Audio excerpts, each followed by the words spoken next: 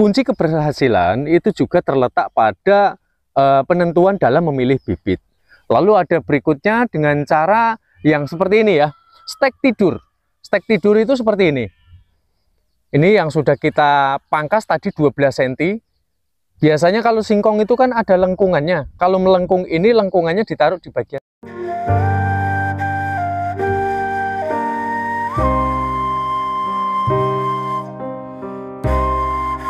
Singkong ini berusia 15 hari.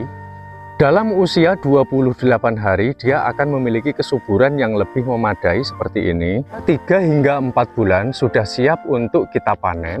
Di usia 3 hingga 4 bulan itu sedang masa pembesaran pada buahnya.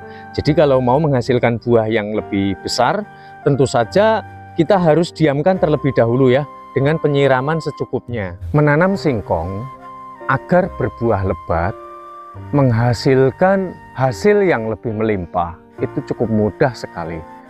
Ada beberapa cara, teknik menanam singkong agar dapat menghasilkan buah yang sangat lebat.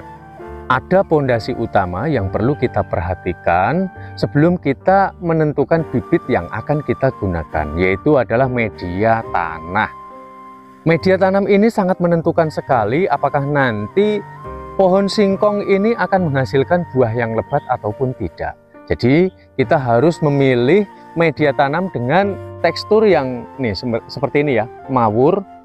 Dia tidak lengket karakternya. Kalaupun nanti dia terkena siraman air hujan atau mungkin kita sirami, dia tidak lengket sehingga nanti akar pohon singkong akan memiliki kelebatan. Akar batang singkong inilah yang akan berkembang dan dari akar inilah yang nanti bakal menghasilkan buahnya.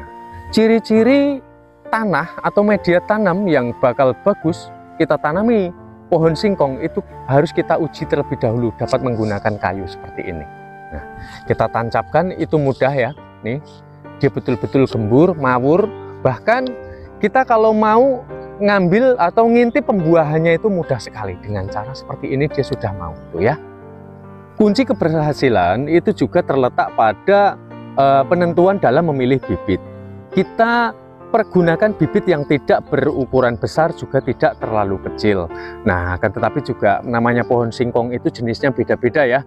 Kalau ini singkong Jawa dia memiliki batang yang tidak terlalu besar. Kita harus memilih bibit yang berukuran sedang karena nanti kalau terlalu kecil, kalau kita tancapkan dia akan berfokus pada pembesaran batang. Itu kelamaan nanti prosesnya untuk mencapai dalam masa panen. Pergunakanlah bibit yang tidak terlalu tua dan tidak terlalu muda seperti ini ya. Karena nanti kalau tua, tumbuhnya tunas saya jamin dia tidak akan memiliki kesuburan. Ada baiknya batang bawah singkong ini harus kita buang. Jadi jangan kita gunakan. Ini semacam ini ya. Ini jangan kita sertakan. Kita pilih yang berada di atasnya, kurang lebih sekitar ini 30 hingga 35 cm ya, yang di bawah ini harus kita buang. Lalu kita dapat mengukurnya, kita dapat menggunakan jengkal ya. Ini satu jengkal lebih 2 jari sudah cukup. Semacam ini, dan ini sudah siap untuk kita potong. Ingat, dalam memotong bibit singkong sebaiknya jangan merusak tunasnya. Kita harus hindari tunas tersebut. Kita dapat dari sininya atau mungkin dari sebelahnya sini ya. Langsung kita lakukan pemotongan. Ini nanti ada 2 teknik yang akan saya terapkan cara menanam pohon singkong agar dapat menghasilkan buah yang lebat. Nah ya, untuk yang kedua ini saya hanya membutuhkan ini 1 telapak ya, lebih 2 jari saja, atau berukuran kurang lebih sekitar 10 hingga 12 cm. Langsung kita potong dan jangan sampai merusak tunasnya ya, seperti yang saya katakan di awal. Nah seperti ini ya. Pada umumnya petani kita ya lebih memilih menanam dengan cara sistem berdiri. Ini bukan tanpa alasan. Ini jikalau nanti kita tanam miring semacam ini ya, semacam ini, maka dia akan menghasilkan tunas-tunas yang lebih lebat dibanding dengan yang kita tanam berdiri. Otomatis nanti kalau posisinya miring seperti ini maka akan menghabiskan banyak lahan. Di samping itu, pohon singkong nanti bisa mengakibatkan berhimpit-himpitan pohon satu dengan yang lain sehingga nanti justru kesehatan dari pertumbuhan akarnya akan terganggu. Ini kita dapat lihat ya, mudah sekali untuk digoncangkan. Jangan takut menanam dangkal, nanti dia tidak akan tumbuh ya. Kesuburannya kalian juga sudah tidak sangsi lagi ya. Cara menanamnya itu cukup kita hanya 3 ruas seperti ini aja ya, 1, 2, 3. Karena nanti juga kalau terlalu dalam, justru nanti pohon yang terlalu dalam dia akan membusuk di dalam, sehingga kita hanya perlu membutuhkan 3 ini saja, sudah cukup. Seperti ini ya. Alasannya sudah jelas kenapa para petani lebih menanam dengan cara sistem berdiri seperti ini supaya tidak menghabiskan lahan. Lalu ada berikutnya dengan cara yang seperti ini ya, stek tidur. Stek tidur itu seperti ini. Ini yang sudah kita pangkas tadi 12 cm. Biasanya kalau singkong itu kan ada lengkungannya. Kalau melengkung ini, lengkungannya ditaruh di bagian sebelah atas seperti ini. Ini dapat kita lakukan penimbunan seperti ini, jangan terlalu dalam karena nanti tunas otomatis dia tidak akan dapat tumbuh dengan cepat ya. Ya kurang lebih sekitar 1 hingga 2 cm saja sudah cukup. Lakukan sebuah penyiraman. Kita telaah lebih dalam.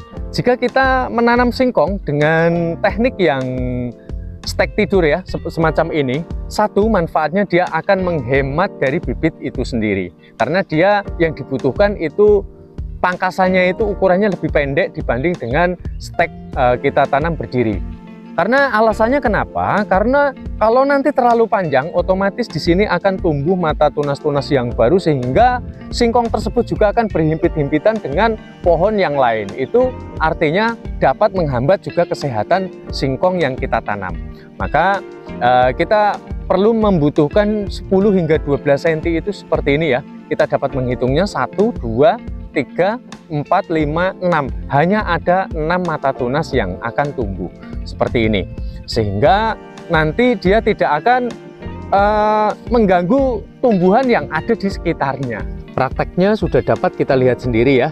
Ini kalau nanti terlalu dalam, malah justru yang di dalam sana dia akan mengalami pembusukan.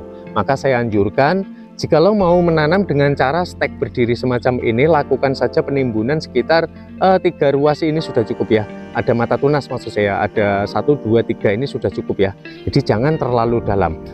Ini 1 tingkatan aja buahnya sudah segini ya. Nanti di bawah ini masih ada 1 tingkatan. Malah justru saya paling hanya menggunakan 2 semacam ini ya.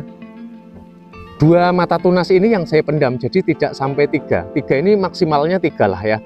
Karena nanti kalau terlalu dalam, dia nggak akan mungkin bisa berbuah terlalu dalam di sana. Baiklah teman-teman, saya ucapkan banyak terima kasih yang sudah mengikuti dari awal ya. Semoga dari apa yang sudah saya tayangkan ini akan memberikan kemanfaatan buat para segenap ya.